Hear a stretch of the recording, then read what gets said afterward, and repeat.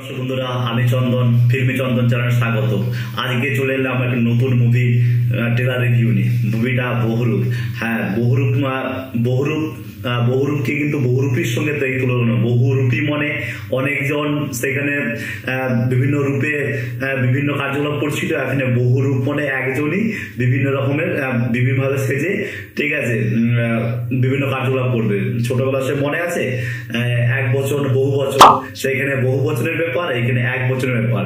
যেখানে বহুরূপীর সেখানে কিন্তু বহুরূপ আর বহুরূপের সঙ্গে একবারে যে ঘটনার যে মিলে একদমই নেই, সেটা একটা আলাদা ঘটনা নিয়ে সেইখানে বিভিন্ন চুরির উপরে নিয়ে, আর এইখানে আছে একটা মার্ডার থ্রিলার সাসপেন্সের উপরে মুভি, ঠিক আছে। আচ্ছা, বহুরূপ সিনেমা প্রথমে বলে নিই। বহুরূপ সিনেমাটা হচ্ছে আকাশ মালাকার পরিচালিত, এবং এখানে যে প্রধান যারা চরিত্র আছে তারা হচ্ছে সোহম আছে।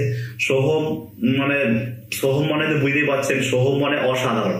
না, আমি অসাধারণটা বারবার বলি কারণ আমার যাকে খুব ভালো লাগে তাদেরকে অসাধারণ বলি। কারণ সোহম ছোটবেলা থেকেই, আপনি যেমন সেই ছোট বউয়ের যে মনে আছে সেই বিখ্যাত ডায়লগ, আমাদের এইখানে পাড়ায় সবাইকে সোহমকে অনেকে হরলিক্স বলেই বলে, ঠিক আছে। কিন্তু এই ছোট থেকে যারা মাটিতে পোড় খাওয়া থেকে যারা উঁচুতে ওঠে, তাদের যে অভিনয়ের যে দক্ষতাটা সেটা আলাদা লেভেলে হয়। সোহমের কখনো অভিনয় নিয়ে কোনো কথা হবে না, কিন্তু সোহমের কথায় দেখবেন একটু তত্রানো ভাব থাকে, তাই জন্য কোনো মানুষের কিঞ্চিত বোধ হয়। কিন্তু অভিনয় সোহম মানে এখনকার যারা ওই সময়কার যারা বা এখন ওই সময়কার যারা অভিনেতারা আছে তাদের মধ্যে ওয়ান অফ দ্য বেস্ট হচ্ছে সোহম চক্রবর্তী, কোনো কথা হবে না। তার সঙ্গে সঙ্গে ইদিকা পালের আমি খাদান সিনেমাটাও দেখেছি, তার আগে প্রিয়তম সিনেমাটা দেখেছি। ইদিকা পাল যেহেতু সিরিয়াল থেকে উঠে এসেছে, ইদিকা পাল অবশ্যই ভালো। আর ইদিকা পালের সব থেকে যেটা ভালো লাগে সেটা হচ্ছে তার চোখটা। আপনাদেরও কি ইদিকা পালের চোখটা খুব ভালো লাগে? তাহলে আমাকে অবশ্যই কমেন্ট করে জানাবেন। তার সঙ্গে সঙ্গে হচ্ছে দেবলীনা দত্ত একটা ভালো মোটামুটি বেশিরভাগ সময় সাইড অ্যাক্ট্রেস হিসেবে অভিনয় করছে, এইভাবে একটা রিপোর্টার হিসেবে কাজ করছে। সেই দেবলীনা দত্তর আগে আপনারা যদি দেবলীনা সার্চ করেন, দুদিন আগে দেবলীনা কোনো এক সমাজ মাধ্যমে বলছে যে আমি কাজ পাচ্ছি না, ঠিক আছে, আমি তো কাজের উপরে আমার সংসার চলে, আমি কাজ পাচ্ছি না, এইভাবে দেবলীনা দত্ত বলছিল। ফাইনালি দেবলীনা দত্ত মোটামুটি কাজ পেয়েছে এবং এই বহুরূপ সিনেমাটা তা থেকে দেখা যাচ্ছে। আচ্ছা, বহুরূপের ট্রেলারটা আমার দেখে যেটা মনে হয়েছে, সোহমের যে কি সাবলীল অভিনয় দক্ষতা সেটা আপনারা এই সিনেমাটা দেখলে বুঝতে পারবেন। কারণ একটাই প্লটে 7 রকম বেসে পারফরমেন্স করা, এটা কিন্তু চারটিখানি কথা নয়। এটা বড় বড় যারা অ্যাক্টর আছে তারা এই ধরনের অভিনয় করে, ঠিক আছে। আপনারা যদি পুরনো কোনো সিনেমা, কমল হাসানের কোনো সিনেমা দেখেন, ঠিক আছে, বা তার আগেও যদি হিন্দুস্তান যে সিনেমাগুলো আছে সেগুলো যদি দেখেন, সেই ধরনের অভিনয় দক্ষতা এখানে আমরা দেখতে পাবেন।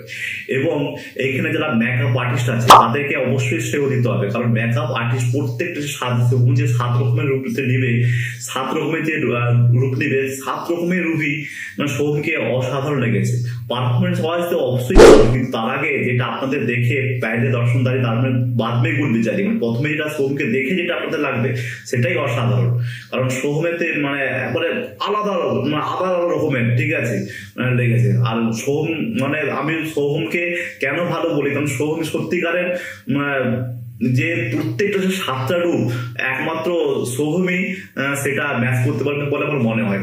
মানে খুব ভালো, অবশ্যই খুব ভালো। তার সঙ্গে সঙ্গে ইদিকা পাল আছে। ইদিকা পালের ট্রেলারটা দেখে যদিও কিছু বোঝা যায়নি, ইদিকা পাল এইটুকু বোঝা গেছে যে ইদিকা পাল সোহমের সঙ্গে এখানে কিছু ঘটনা ঘটছে, তাই জন্য কিছু ঘটনা ঘটাবে, এইভাবে এইখানে এই ব্যাপারটা এইভাবে হবে।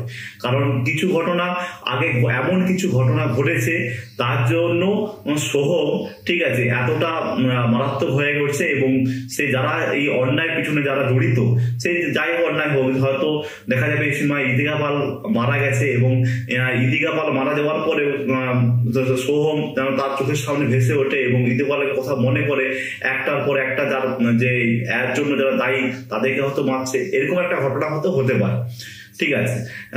আর একটা জায়গায় বলবে, সোহম বলবে যে আমি চালবাহক, চারবাক কথাটা অর্থ হলো এই যে ঈশ্বরের বিশ্বাসী না, ঠিক আছে, যারা পরলোকে বিশ্বাসী না, যারা কর্মফলের উপরে বিশ্বাস করে না, যে যারা মানে এই সিনেমার অর্থে হচ্ছে এইটাই, যারা অন্যায় করছে তাতে এই জন্যই তাদের কাছে শাস্তি দেবে এবং শাস্তি আমি দেবো, এই অর্থে এখানে চারবাক কথাটা বলে। সৌম্য একটা জায়গায় বলবে আমি চারবাক, ঠিক আছে।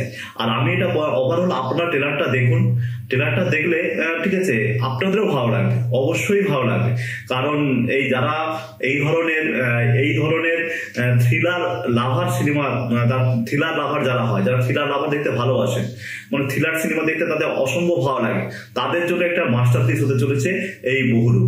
বহুরূপটা রিলিজ করবে হচ্ছে দিওয়ালিতে, এবং আপনারা দেখবেন। এবং এই সময়কার যথেষ্ট আমি ধূমকেতুর সিনেমার ট্রেলারটা নিয়ে রিভিউ করছিলাম, আমি যতখানি ধূমকেতুটা আশা করছিলাম সেই অনুযায়ী কিন্তু ধূমকেতু সিনেমা হয়নি। কারণ ধূমকেতু সিনেমা মানে সত্যি বলছে, হয়তো যারা ওই ধরনের সিনেমা দেখতে বলেন 8 ফিল্ম ভালো, 8 ফিল্মের মধ্যে এত বোরিং ব্যাপারটা সেটা নেওয়া যায় না, সত্যি বলছি নেওয়া যায় না। 8 ফিল্মের মধ্যে যখন থ্রিলার ব্যাপারটা ঢুকে যায়, ঠিক আছে, তখন অবশ্যই ভালো লাগে এবং প্রত্যেকটা মানুষেরই ভালো লাগে। ওভারঅল বলতে গেলে ঠিক আছে, ট্রেলার আমাকে এনগেজিং লেগেছে এবং ভালো লেগেছে, এবং অবশ্যই সিনেমাটা ভালো হবে, অবশ্যই ভালো হবে। আর সবার শেষে একটা কথা বলি, ভালো থাকুন, সুস্থ থাকুন। এরকম নতুন নতুন মুভি সত্যিকারের রিভিউ পেতে আমার চ্যানেলটাকে অবশ্যই সাবস্ক্রাইব করুন। নমস্কার।